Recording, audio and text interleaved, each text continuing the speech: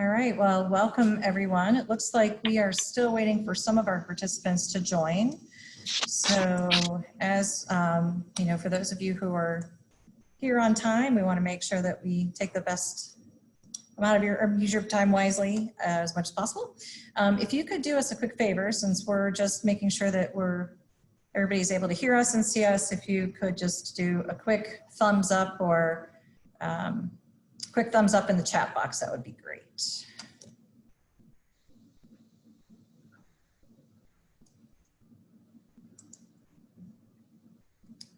All right. Fantastic.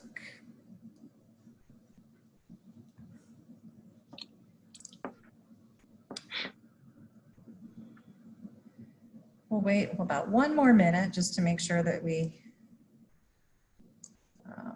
get everybody loaded up here.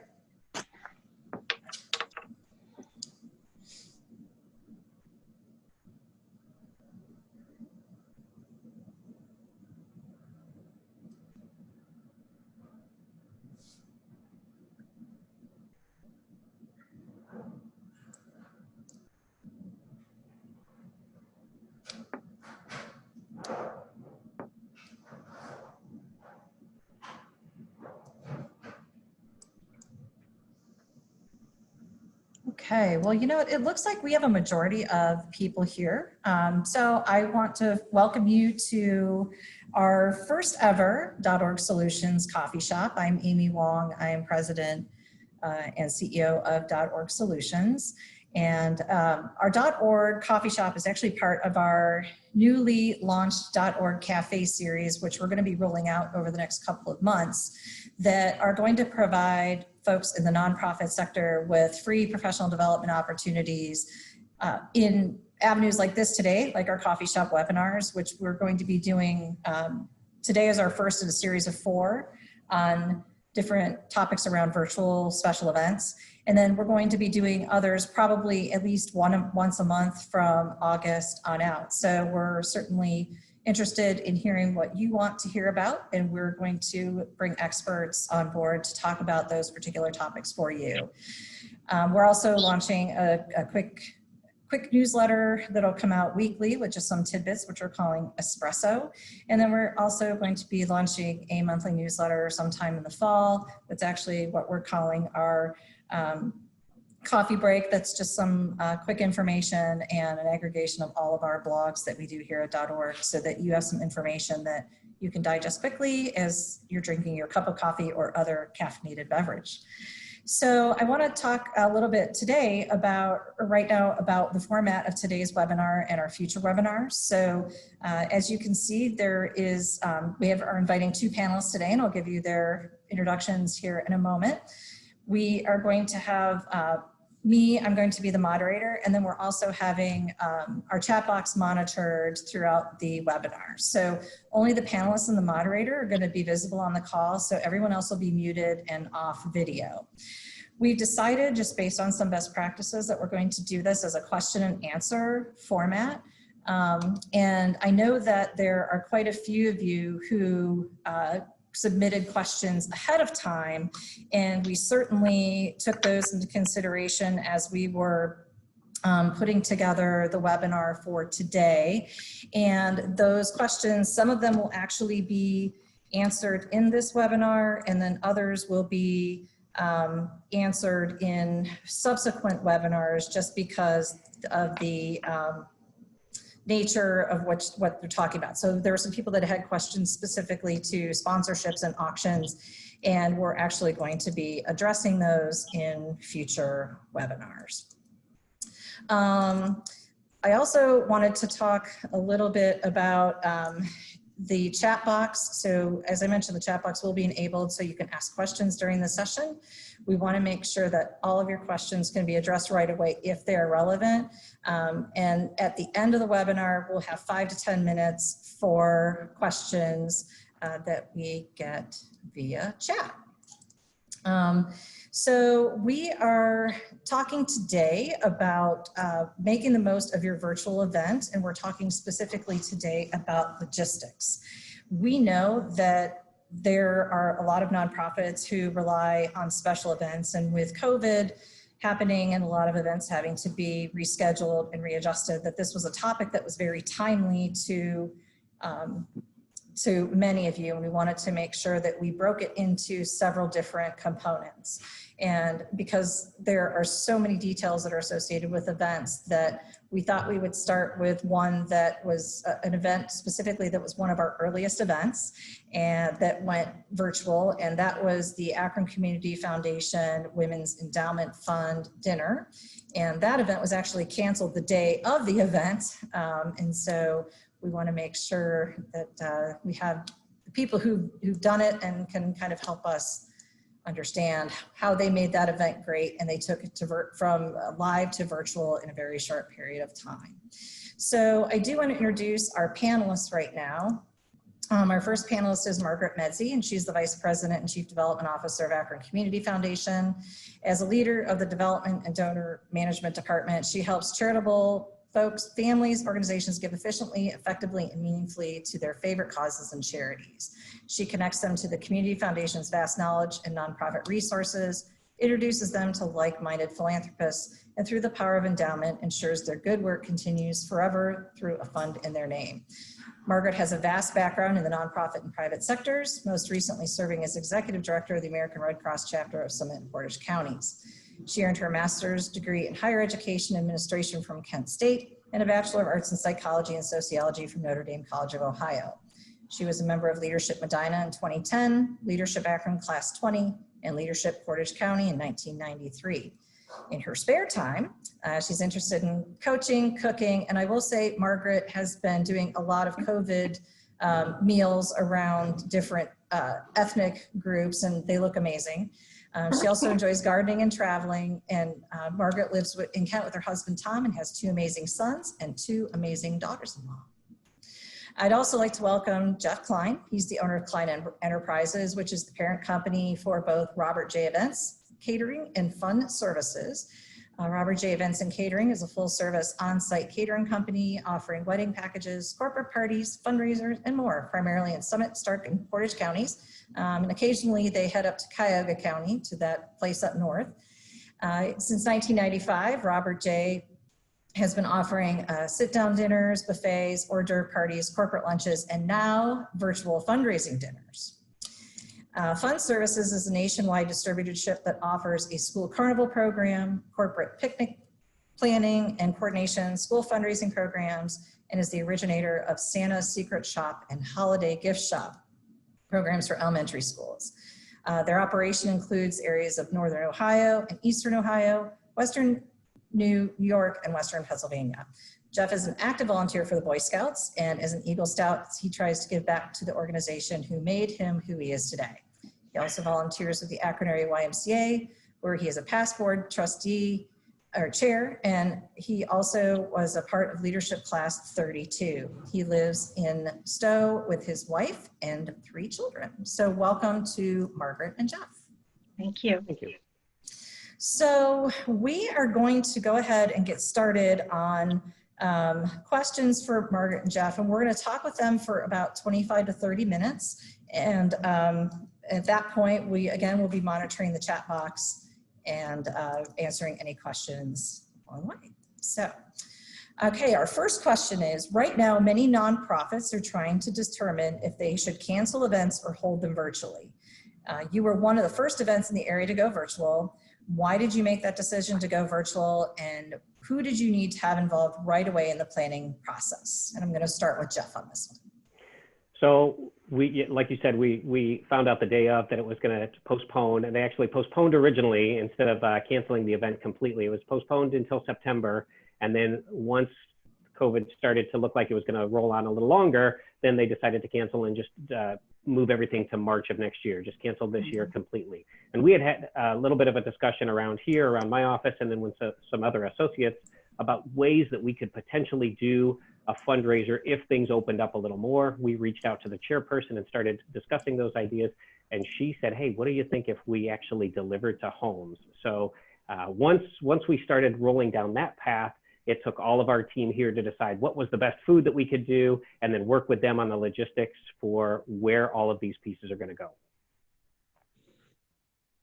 And then I'll step in. Sherry Newbert was the chair of the event with Laura DeCola as the co-chair. Sherry gave me a call and asked if we could discuss this, because the Women's Endowment Fund is a fund of the Akron Community Foundation. And so we really needed to decide if we could support them, if we had capacity to support. At this point in time, all of our staff were working from home. And so, the conversation I had with Sherry was, we would love to support you. I love this concept. It's out of the box. You'd be the first in the community to do anything like this. And if we could pull it off, it would just be amazing. But it's going to take a team effort, because we had 700 guests that were signed up for night of. And, how Jeff was going to pull off delivering all these meals was totally up to Jeff. But we needed to make sure that we converted all of those corporate addresses that we had for all of our guests into home addresses, so that Jeff then could execute on his side. So that was how we received the information about the change. And we were we embraced the whole concept in order to really, it was out of the box, and no one had done anything like it. And they haven't done it since. So it was really a great opportunity for them to really show everything that they had, and they did a great job. So as you were planning the event, obviously it was right when a lot of organizations were starting to send their teams remotely. A lot of people had never heard of Zoom, let alone actually hosted a meeting or an event. So so they're really new to these virtual communications platforms.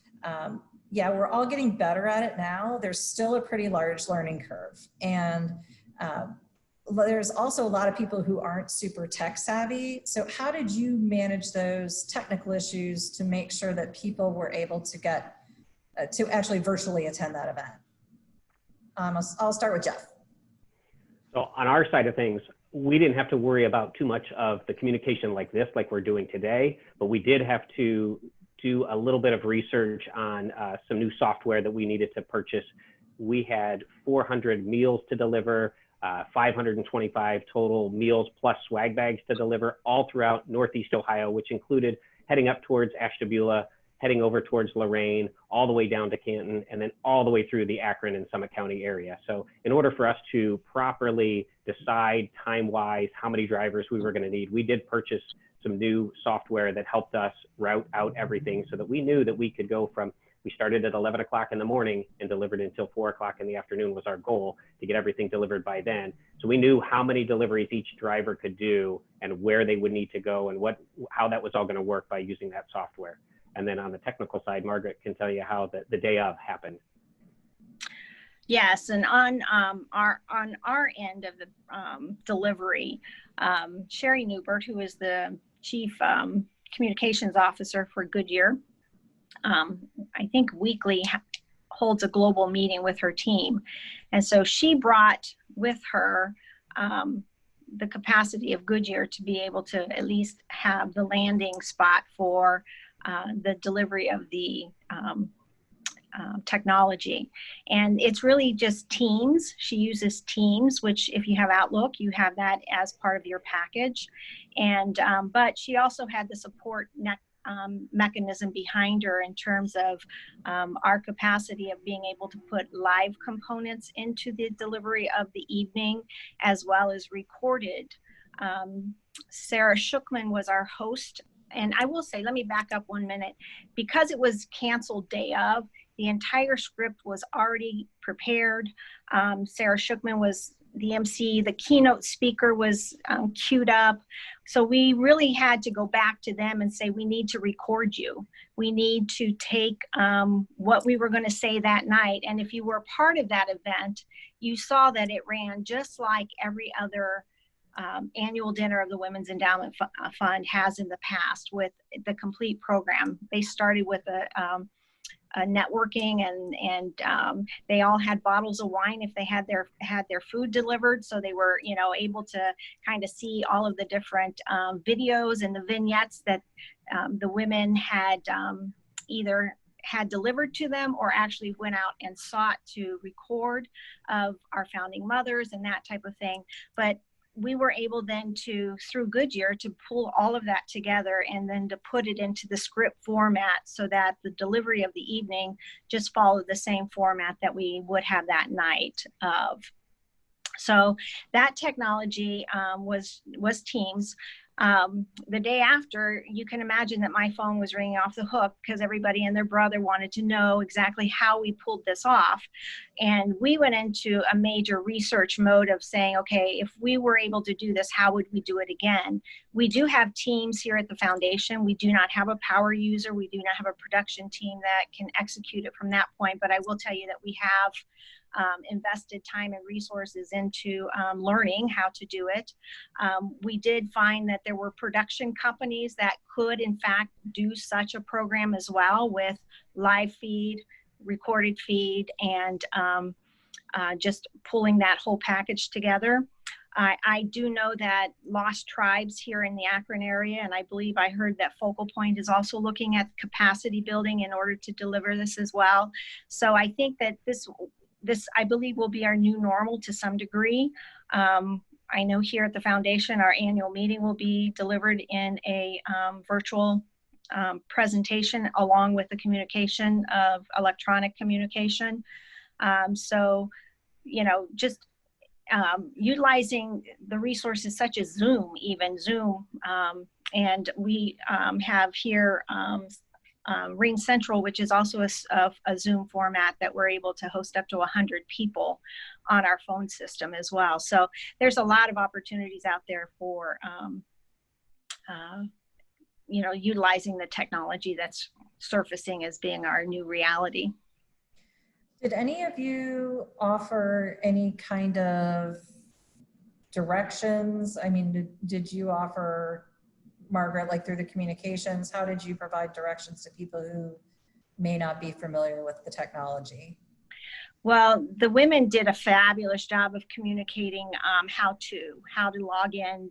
Each of the guests who were in attendance received a link to the actual event. And they had, I think, 5 or 6 volunteers on the back end who, there was a phone number there that they were taking phone calls at night to help people get online. And I think truthfully, we only had 1 or 2 that were not able to access then. And truly from a standpoint, you really have no idea what the quality of their home systems are. So there may be some disconnect in that respect, but they really kind of thought through the whole process of what if someone couldn't get on. And so they had 4 or 5 volunteers that were doing that technology support. That's awesome. So in addition to online platforms, and Jeff, you also alluded to this other software for routing, which we might ask you if you're interested in sharing that. How did you use any other kind of technology during the event, and how did that work for you, whether it was coordinating deliveries, the volunteer coordination, text to give, things like that? Jeff, since I'll start with you because you talked a little bit about the mapping program already.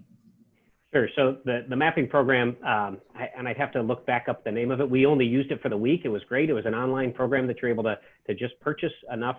You could purchase a day's worth of time, a month's worth of time, a week's worth of time, a year's worth of time. And we knew that this was a trial part of it. We wanted to see how it would all work. It did take me quite some time to sit down and use that program. To learn the program, we had the addresses about 3 or 4 days ahead of time. They did change a little bit all the way up to the day of the event, and that was kind of fun to add some new ones in there as the day before, as we're putting the last little final touches together with it. But it was a great little piece to be able to plug those places in and figure out how long it was going to take. And then we just stayed in constant communication with our drivers, mostly just by cell phones is what we used for the day of, to figure out where they were, how they were doing on their times, if they got lost at all, traffic jams. Those are some of the things that we really had to take into consideration while we were trying to deliver. Yeah, the program would tell us how long it was going to take to get there, but it didn't tell you that this road is closed this week and you have a 20-minute drive that you have to go around it when you're out near Canal Fulton trying to make that delivery, as one of our drivers found out quite quickly. How about you, Margaret? Was there any What- other software that you used? We did. Well, we use social media. Social media, I will tell you, Facebook, and that was probably the on-ramp for the day of. And then we also, here at the foundation, we have a product called Mobile Cause, which allows for online donations and night of donations. So if you've ever been to an event where you see the screen rolling with donations being taken night of, and if you watched our event, we utilized that. The programmers were able to embed that into the program. And as gifts were coming in live that night, we were able to show and screen the names as they were scrolling on that. So you felt kind of like you were in the auditorium eating your dinner, but you were in your living room. I will say that day of changes are inherent in every event. So Jeff, you know, while you were, you know, dealing with changes of addresses, we were dealing with additions in that time as well to get all that information to you and in the most correct form we could. So, but that was inherent in a virtual event as well. So day of, you know, as you are pulling your hair out, it happened with us as well. So one thing that you did was definitely bring the event to your audience. And so you brought the meals, you brought the goodie bags, you know, talk about, you know, obviously you've already talked a little bit, Jeff, about the logistics involved with part of that. How well was it received? And do you think that was really critical to the overall success of the event? Oh, I think that having everything delivered day of was, it really made it part of the event. I don't know that you could do this as a delivery the day before. The meals did come cold, and that's the best way that we were able to send them, was cold with heating instructions inside. So we had to find the right packaging to put in each of the boxes. Every meal was in its own individual box. The hors d'oeuvre was separate, the salad was separate, the dessert was separate, the hot meal was in its own container so that they could reheat that inside the microwave along with instructions. But I think having that part of the day of really made it, that's the event. That's the meal you get there at the event. I know our drivers met with people who were dressed up. Red was the theme for it because of the sponsor. The keynote speaker that they had was from the J.M. Smucker company. So they had red with everything, and they met people with red suits, red dresses, everything that's really dressed up for the night there. Our people did everything in what we would do on a typical event, dressed in all of the black Robert J, but we had special masks made for them that day, delivered with gloves on. So we tried to make it just like it was our delivery of the meal, just like it would have been had it been March 11th, delivering the meal that same way. Mm-hmm. So Margaret, one of the things you talked about when we were prepping for this call was, you know, this was a very heavy event attended by people from corporate tables, and that you had some other logistical issues that you needed to deal with in terms of addresses and so forth. So we had 700 guests that night, and all corporate information. So we knew where they worked and we had their emails, but we here, and this is what the foundation did for the Women's Endowment Fund, is that we managed the master list of all names and addresses. And then two, we allowed for, and it didn't happen often, but if, you know, so, you know, if I had a dinner delivered and my husband was home, he'd look at me with a third eye and say, you know, what about me? So we allowed guests to add on a dinner for a nominal fee. And but all of that had to be logistically put into a spreadsheet that we could then deliver to Jeff and his team so that they could execute it out to the homes. And literally, that was changing up into the day of, as you always do with names and additions and changes and that type of thing. What we did, though, prior to was we asked all of our guests how they wanted their meal delivered, if they wanted their meal to be delivered. So they had the opportunity to opt out. They did not have to have a meal delivered. They could have a swag bag delivered, which, you know, the cup, the Women's Endowment cup is like the signature swag bag piece. And I mean, there are women who have every color for going back the last 10 years of the cups that the women give every year. And so they got their swag bag, they could get the bottle of wine, but they had the opportunity of offsetting their food. And we were able to coordinate with fire departments, first responders, for these meals to be delivered. And Jeff did a fabulous job, I think 2 days before the event, of delivering, I think, 500 meals, Jeff? Yeah, we ended up doing, yeah, I believe that is correct. We ended up doing 500. We changed the 250 into 500 lunches. They were scheduled for dinners originally, so we took the dollars that would be from dinners and changed them into lunches, doubled it up, and delivered to the fire departments in Akron, the police departments, the metro station, and the YMCA pandemic child care centers. Yeah, so that was like a huge benefit of anyone who decided not to take a meal. And truly, from a standpoint too, we felt it expanded our reach to engaging and informing individuals about the Women's Endowment Fund. I would bet the majority of people that received those meals had no idea who the fund is or what it does, but I bet they do now. So logistically on that day too, immediately following the event, we did a survey monkey, and we had 99% of the respondents say that it met or exceeded their expectations.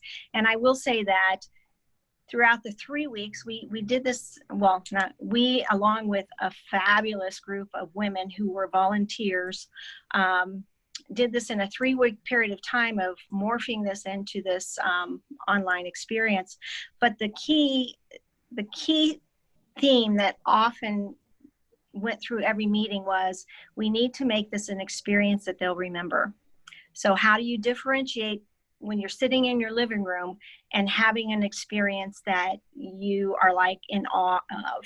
So that was always at the front end of all the conversations is, you know, yeah, a bottle of wine blows it out of the water. I mean, you get to choose if you want red or you want white, you know, and if you had a vegetarian meal, you got that too. So they really had the opportunity, and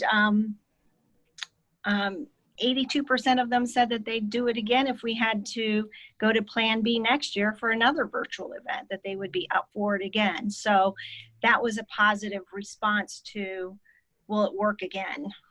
So we do have a question from one of our attendees. Their event was scheduled for March 12th, and they were told by their venue that on March 10th that they couldn't hold the event. So it was mostly an auction fundraiser. So that part of the event was pretty easy for them to move virtually. Tickets to attend were $60, and the food for the guests was heavy hors d'oeuvres. They're trying to figure out how to get their arms around how to include that aspect of the event. So any suggestions on a cost-effective way to offer food to guests? They're assuming that many people will choose not to have food sent and donate the money back. Mm-hmm. So Jeff, I think that's yours. Yeah, that's exactly what this event was here. This was March 11th that we were supposed to do the event. We took the same dollars that we were allocated for food and turned that into the same dollars that it was to deliver the food that we were scheduled to do. I think really there was probably a lot of savings on this, because we no longer then had the rentals of the china, the linens, the tables, the chairs, the silverware, all of those things that we would have had go into the rental part of it. We were able to then put back into the food part of it and the delivery. And really on our staffing side of things, we were able to charge less in staffing. It takes more people to staff a 700-person event day of than it did to deliver the 525 deliveries that we had to do the day of. So that's there could be a cost savings that is in that, really depending on what their meal and what their menu was looking to be. Mm-hmm. And Right. I will say that, you know, our event on March 10th, as I went to bed that night, the event was still on for March 11th, and woke up that next morning and just said, you know, I don't know that we, you know, the governor had just come out with closing of the universities, and all of these things were closing down, and no more than events of, you know, was it 10, 20, something like that. And while it was all ready to go, we did have some sunk cost of day of events. I mean, we had food costs that had to be covered, and we had expenses that we were able to push forward. So our valet, for instance, will carry over into next year. Some of those fixed costs that even the rental of the facility, we were able to negotiate that morning of the 11th and just say, you know, can you push it forward? So in all, it was a total cost of about close to $9,600 total in costs. But again, Jeff, what did you do with that food? I mean, we took it to mobile. Go ahead. Mobile, yeah, that most of that was all in food costs that was already being prepared for that day, just because we had to get ready so early with those things. And we had a lot of the food in-house, and it's either perishable or was starting to be cooked. And so we took it to Mobile Meals and donated that into meals delivered to the shut-ins at that time. So again, we did a positive thing with the meals that were prepared for being prepared for the day, and did a nice donation piece on behalf of the Women's Endowment Fund. And I will say too that within an hour and a half, we had contacted all 700 guests, sponsors, and vendors, and the event was kind of tied up and with a ribbon around it. It was a quick action, quick decision.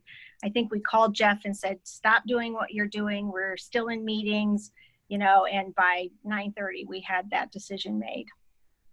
And the foundation made that decision. The Women's Endowment Fund is a fund of the Akron Community Foundation, and the foundation made that decision on their behalf. So we have another quick question about the actual event. Did each guest get a bottle of wine? Each guest got a bottle of wine if they wanted one, yes. Okay. It was part of the VIP package to begin with, and we continued that part of it. And then as the guests were allowed to purchase an extra piece for that. And then what we did here in our office, the nice thing about having the other company that is there, the fund services company, we're used to packing fundraising and that Santa's Secret Shop holiday gift shop program. So our fund services staff was able to, we purchased the bags, the swag bags from the company that we work with, and then put all of the pieces into those.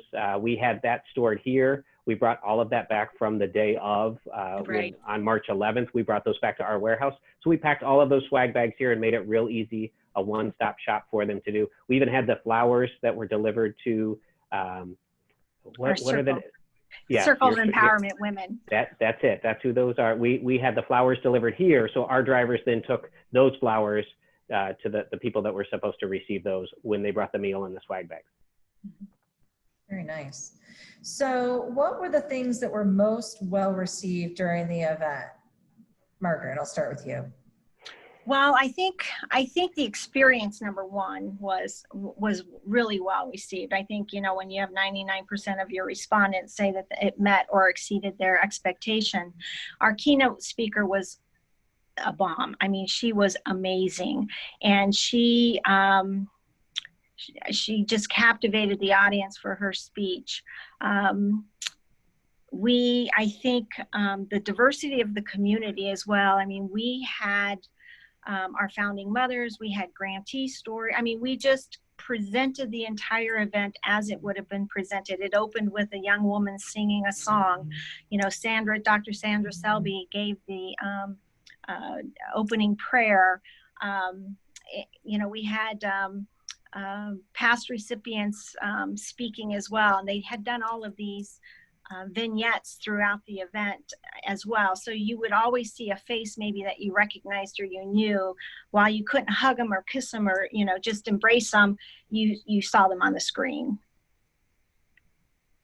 And I think on our side of things, our staff, partially, they love seeing the pictures. I showed them some of the pictures that were shown prior to the start of the event. They had some rolling pictures from the day. And again, as our staff was delivering, people were coming out dressed up, and our staff was in some of those pictures there. And just talking to the people when they were dropping off the meals and saying, thank you so much. It's so nice that you're doing this.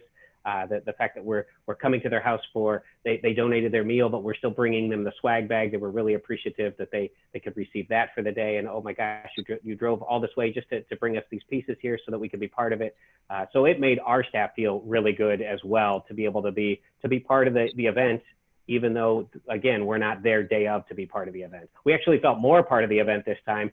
We're supposed to be in the background while we're doing our catering thing, so we try to be in the background and not seen, but that day, I think all of our drivers felt like they were part of it.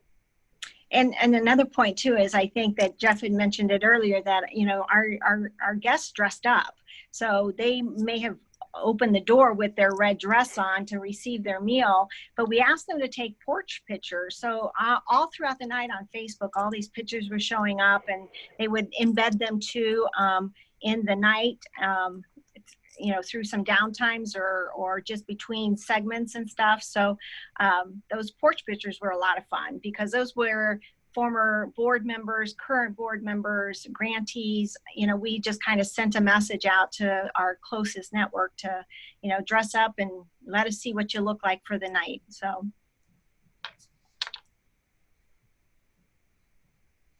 Go. We have a couple questions regarding food. One is specific to Jeff. We have a question. Can you explain again what your company does and if nonprofits can hire you? Absolutely. I would assume that's yes, to help plan the dinners. And then where does the food come from and where was it packaged? Okay, so we're Robert J. Events and Catering. We're an offsite catering company. We do catering all the time, all throughout here. Mostly it was in-person events up until this hit, and then this was our first virtual event. All of the food was packaged in our kitchen. Because we're an offsite catering company, we're used to going offsite and doing things offsite. Preparing all of the meals here typically is what we do in our office, in our kitchen that we have here, and then taking it to a venue. This event was supposed to be at Goodyear Hall. Goodyear Hall doesn't have a kitchen, so we would take and cook all of the food here hot and then bring it to Goodyear Hall and serve it hot. Well, with this one, we're not able to do that. So we prepared all of the food here in our kitchen and then packaged it all up and then had it refrigerated here in our kitchen. We had the refrigeration space to keep it here in our kitchen, and then the day of, the next morning, we put them into coolers into the car and delivered them at cars and trucks and vans and everything that we used to deliver, and took them around the city so that they would be delivered for the meal so that they could reheat it there at their house. And then a question quickly for Margaret. Is it possible to go online anywhere and view your event, and was it recorded? Did you guys record your event? It was. Amy, I don't have that link with me right now, but I can send it to you and you could send it out to all of the guests. That would be great. Okay, I can thank do you. that. Mm-hmm. Great. So I think one thing that's maybe different for you as opposed to some of the other events is your event was pretty well planned. So most of the fundraising was done ahead of time. What advice do you have for organizers who haven't started their event planning yet or in the early stages of their event? And I'm going to start with you, Margaret. Okay. All right. For the first thing, it was ready to roll. I mean, there was no way around it. Sponsorship has been done. We got all the money in for the tickets, everything, and we were ready to pay all the final bills. But I would say, don't change your purpose. If you have an event that has a theme and has a recurrent, it's been something that you've branded, don't change it. The experience is what you're delivering, and people who love you. So continue to do that. I think you need to go back to your donors and have conversations with them, your sponsors, to see if they're willing to take to continue to support you in this endeavor. And I will say that money will drop to your bottom line because you will save on expenses as it relates to those day of things that you may not have to incur.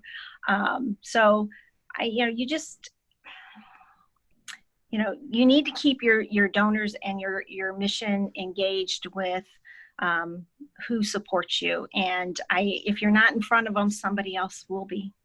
So any comments from you, Jeff, about any advice for organizers who haven't started planning yet? So if they've started already planning this and they were intending to do like this one was, this event here really was almost a single person event. Most people came as a single business person to be at the event. They weren't necessarily coming as families. So as you're thinking these through now, you are going to be doing this at home. So you might need to rethink the way that you do your ticket price with it.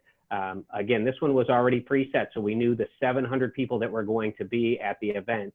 And we discussed, can we really open this up and make it so that everybody at home could then add on a meal if they wanted to. And there were a few that we did that with, but it was going to be really tough to change 700 people to change it into 1,400 people within 3 weeks of planning this. So I would say that if you're going to plan a virtual event like this, you're used to doing a sit-down dinner or a dinner where it's just a single person or a company that's got a table. Now you have to think about the family that you have at home and how do you want to sell that whole package to them.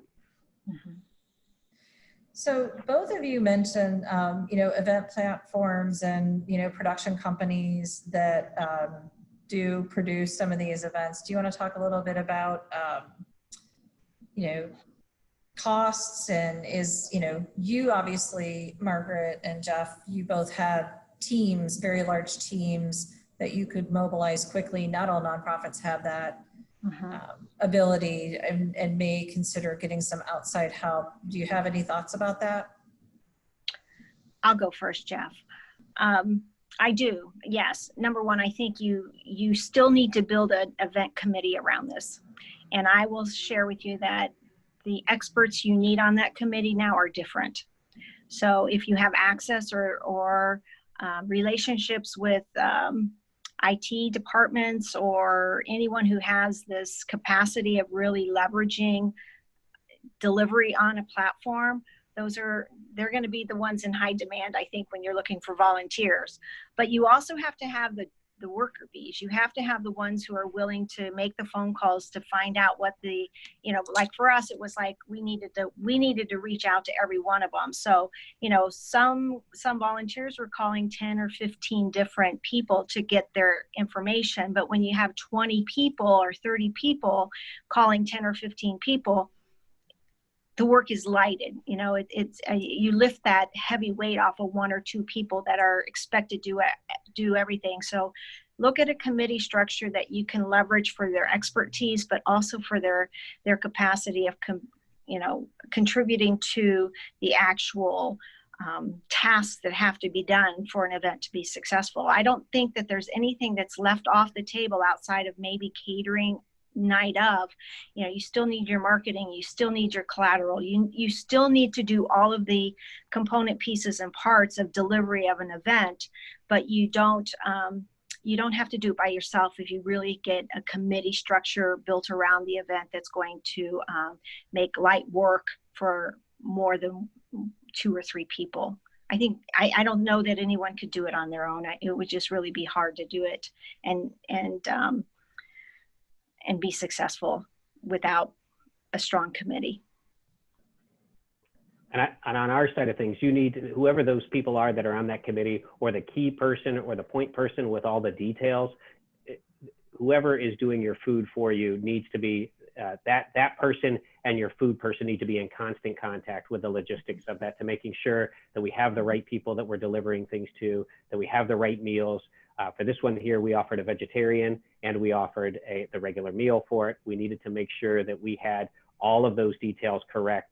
Who is getting the swag bag only, who's getting a bottle of red wine with their bag, who's getting, just to make sure that we have all of those little details correct on there, so that the day of, you're delivering it the day of. There's not a whole lot of room for error. You're not in the same room like we would be serving a meal for 700 people. We're now driving all over Summit County and really Northeast Ohio to try to make these deliveries. So if you've got something that's wrong in a place, it's going to take a lot of work to fix that if you need to. So you really need to make sure that all the detailed communication back and forth is spot on. And Jeff, we'll confess here. I think we had 2 mistakes, right? There were 2, yeah. And truly, it was just a reversal of numbers, right?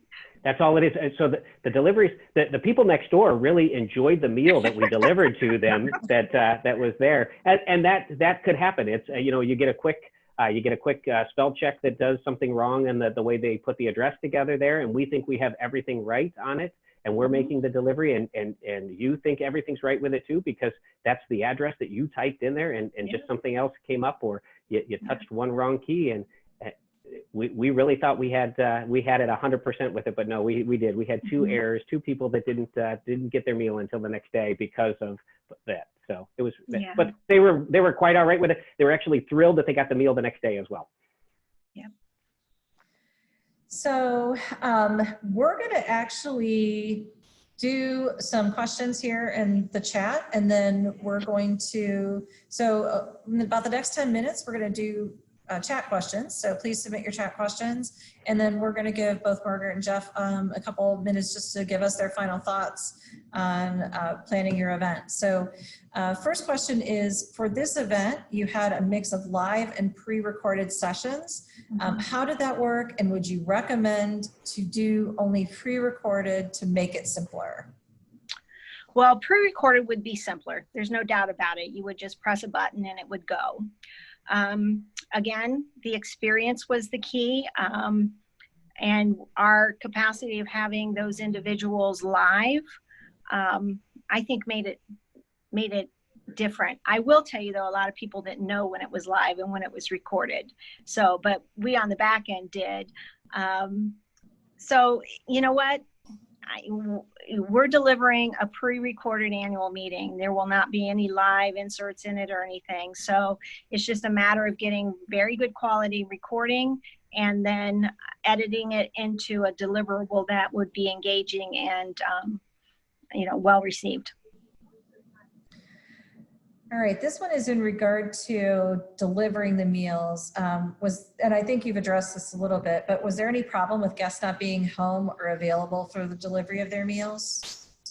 We did ask ahead of time that a message go out to all of the people receiving meals and swag bags. We wanted to make sure that they were home for that delivery. Again, we're delivering food, and we did not want to just leave that on the front doorstep. So we did ask them to make sure that they were home.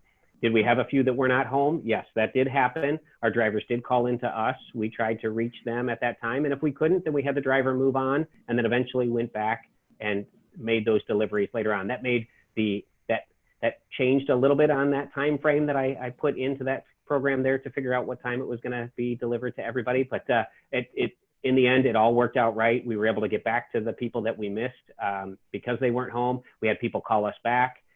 We sent emails, and I was, again, that day I was in the office here and in constant contact with Sherry, who was coordinating all of the details on the volunteer side of things. And she made sure that she would reach out to the people if she needed to. And probably within 10 minutes, we had a response from anybody that we had to miss or had to skip and then come back to. I will say it helped that we were all quarantined. But I was going to ask that, did you find that, now that things are opening back up and people are going back to offices, are you finding that may be a little bit of a different challenge than it was then, that more people would have been home? So on my side of things, that might actually be easier if they're at work, and we would know that they're at work. We can deliver it to work. We can deliver it to their office because they're probably going to be there, and it would be easier, especially now that a lot of them have gone back to offices or are in offices, and we can get more deliveries done in one building or in a single location, downtown Akron, for example, that we can hit a bunch of those offices and deliver to those people quite quickly, as opposed to driving through all of Summit County to try to get the majority that we had delivered that day. Great. And I will say, we are doing another event here pretty soon where we will be delivering a breakfast. So what we asked was, where are you going to be on this day? And so securing that information up front and saying, and we will then remind them, hey, you need to be home, yada, yada. And but we are actually doing another very small event, I think with you, Jeff, to get that done. So great. So how many staff people actually worked on the event on both sides? So I know you had a big volunteer base, Margaret, but I'm sure there were a lot of staff members there, and Jeff, I'm sure you had a lot of staff too. Yeah, the day of, we had 20 delivery drivers that were out delivering all of the different meals that we had. And then the day before, the day of in our kitchen, it was pretty simple. The kitchen was already done. We didn't have to have a whole lot of kitchen help in that day. Although we did deliver a few other lunches that were going on that same day that the regular catering lunches that we were doing. So our staff was working on that side. But 20 delivery drivers, there was myself in here as the logistics person for that day. And then we had 2 extra people as troubleshooters just in case. The day before, we probably had about 10 people in here preparing all of the meals. And I will say, on the volunteer side, we had the board of the Women's Endowment Fund has 24 women, and they were all on board. We have a committee that was made up of board members plus about 4 or 5 outside board members.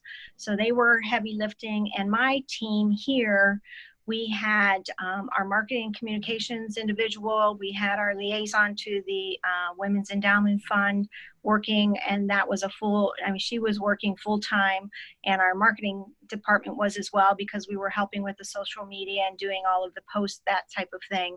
And then I was part of every conversation and every meeting and every and I will tell you, the last week it was nightly. We were meeting nightly to ensure that all the logistics and all the details and everything were covered. So it was a lot of heavy lifting that last week, but the women and the volunteers really did the bulk of the work. All right, our next question. Did you have any auction items? No, we don't. The foundation does not raise money with auctions. And our last question that we have is, how long was the virtual program? The virtual program started at 5:30 and went until 8:30. So it was 6 o'clock was the program started with the opening. We did get comments on it that it was a little long, but you know what? We just took what our evening was and transferred it into this virtual platform. Now, we know today that Zoom fatigue is about 45 minutes to an hour.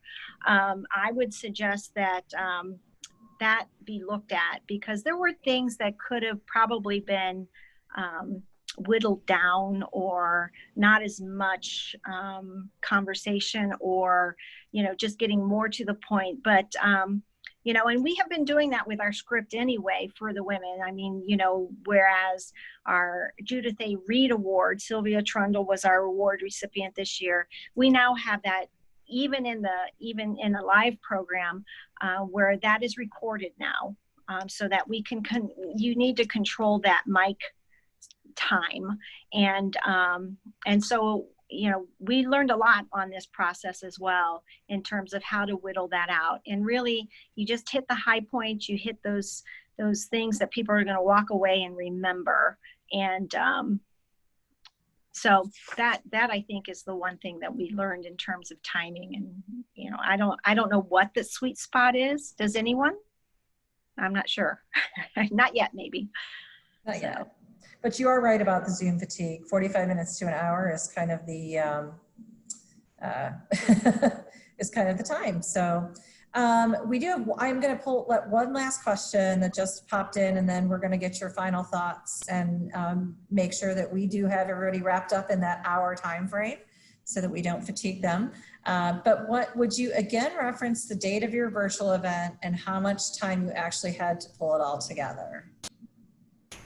Well, the date was May 12th, and we had 3 weeks to pull it together. Now, I will tell you, it was completely planned 8 months prior to March 11th. So that's kind of,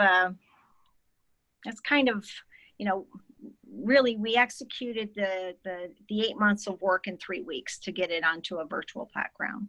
So. Okay.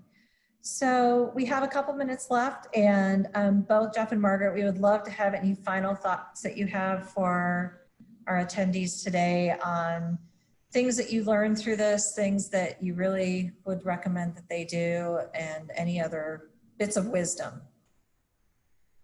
Margaret, you go first. Okay. All right. So I would say this is our new normal. I really believe. I think it's when our normal gets back, this will be an opportunity for deliverables that you may be able to reach more people with. Take advantage of this technology now. I will tell you that we are using this at the foundation as it relates to stewardship, where you can get up to 100 people on a call and you can tell them what you want them to know about you. So you really have a capacity of leveraging this. And then with the recording of it, you can just send it out if they didn't, show up, for them to look at later. We don't know how many people actually watched the event that night, because we don't know how many people forwarded that link on. They didn't get the meal, but they certainly had the link to watch. So I would say, you know, take full advantage of this technology. And you know what, if you try it, and you can always tweak it the next time, you know, you have nothing to lose except that you weren't in front of your donors or your constituents. And I'd say, don't be afraid. Don't be afraid to think outside the box. Don't abandon your fundraiser for this year, even though that we can't do in person as we did in the past. Even though things are opening up a little bit with it, I do think that you still can look at this as a big option to do, to be able to still deliver your fundraiser, deliver your message, and deliver the experience that the people were expecting for the in-person part of it, and make it something new, make it something fun, make it something different while they're doing it at home, especially if they don't feel comfortable being in a large crowd together. Even though that, again, that things are opening up a little bit and you're allowed to have some larger events, this is still a great platform, a great way to be able to deliver that message that you had. Mm-hmm. Well, Jeff, Margaret, I really want to thank you for your time today and lending your expertise. I know that this has been a topic that we've heard a lot of questions around in the nonprofit sector, and you know, logistics are a big part of a successful event, and you guys really were kind of at the forefront in this area of putting this together. So we really thank you for your time today and for sharing. For those of you who are attending, thank you for coming to the webinar today. This webinar has been recorded, so we are going to make it available to you, and it will be downloaded on our website. So the people who attended today will get a link from us this week, and it will be posted on our website for you to download if you would like to have a copy of that. And then we also encourage you to attend our upcoming webinars. Next week, we're going to be featuring also making the most of your virtual event. We're going to be talking about corporate sponsorship. So if you haven't signed up for that, you can do that. And then on the 7th of July, we're going to be featuring the panelists talking about successful auctions as they are doing them in terms of the virtual environment. And then the next week on the 14th, we'll be talking about communicating with your donors before, during, and after the event. So we felt that this was a very timely series that we would bring in people to talk about, as we know that many of you are planning your events for the fall, or you're reconfiguring the events that you had planned for the spring. So again, Jeff and Margaret, thank you very much. And thank you everyone who attended. Hopefully we'll see you next time. Bye. Thank you. Bye-bye. Bye-bye.